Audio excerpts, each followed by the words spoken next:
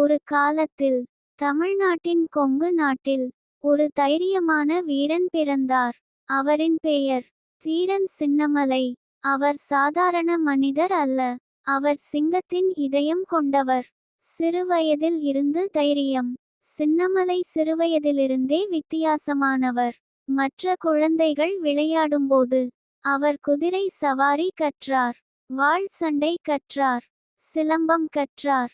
நான் என் நிலத்தை காப்பாற்ற வேண்டும் என்று அவர் மனதில் உறுதி வைத்தார். அவர் வாழ்ந்த பகுதி இன்று நாம் அறிந்த ஈரோடு அருகே உள்ளது. அங்கு மலைகள், வயல்கள், நதிகள், அழகான இயற்கை. அந்த நிலத்தை அவர் மிகவும் நேசித்தார். ஆங்கிலேயர்கள் வருகை. அந்த காலத்தில் இந்தியாவை ஆங்கிலேயர்கள் ஆட்சி செய்தார்கள்.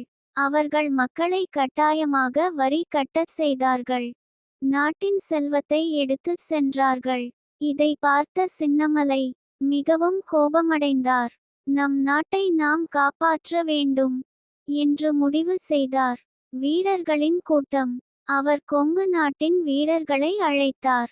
நாம் ஒன்றாக இருந்தால் யாரும் நம்மை வெல்ல முடியாது என்று சொன்னார். அனைவரும் அவருடன் சேர்ந்தார்கள். அவர் தனது படையை ஓடாநிலை என்ற இடத்தில் அமைத்தார். அங்கு ஒரு கோட்டை கட்டினார். அது சாதாரண கோட்டை இல்லை, அது சுதந்திரத்தின் கோட்டை. முதல் பெரிய போர். ஒரு நாள் ஆங்கிலேய படைகள் வந்தன. துப்பாக்கி சத்தம், குதிரை ஓடும் சத்தம், மக்கள் கூச்சல். ஆனால் சின்னமலை அஞ்சவில்லை. தைரியமாக இருங்கள் என்று அவர் தனது வீரர்களிடம் சொன்னார். அவர் முன் நின்று போரிட்டார். அவரின் தைரியம் எதிரிகளுக்கு பயம் கொடுத்தது. பல போரில் அவர் வெற்றி பெற்றார். துரோகம். ஆனால் சில நேரங்களில் வெளியில் உள்ள எதிரியை விட உள் துரோகம் ஆபத்தானது. ஒரு நாள் சிலர் துரோகம் செய்தனர். சின்னமலை பிடிக்கப்பட்டார். அவரை நீதிமன்றத்தில் நிறுத்தினர். மன்னிப்பு கேள் என்று சொன்னார்கள். ஆனால் அவர் சிரித்தார்.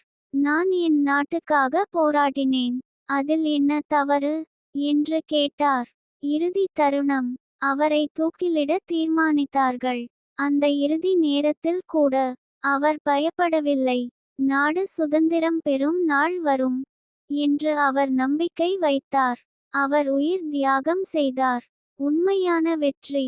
ஆங்கிலேயர்கள் நினைத்தார்கள் அவர்கள் வெற்றி பெற்றுவிட்டார்கள் என்று. ஆனால் உண்மையில் ஒரு வீரன் மரணமடையலாம், ஆனால் அவரது தைரியம் ஒருபோதும் இறக்காது.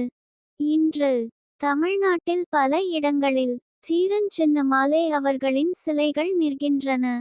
குழந்தைகள் அவரை பற்றி கற்கின்றனர்.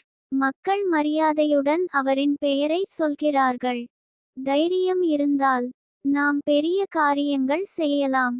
நியாயத்திற்கு நின்றால் வரலாறு நம்மை நினைவில் வைக்கும். இன்று நீ ஒரு சிறிய குழந்தையாக இருக்கலாம், ஆனால் நாளை நீயும் ஒரு பெரிய மாற்றத்தை கொண்டு வரலாம். தைரியமாக இரு, நியாயமாக இரு, உன் நாட்டை நேசி.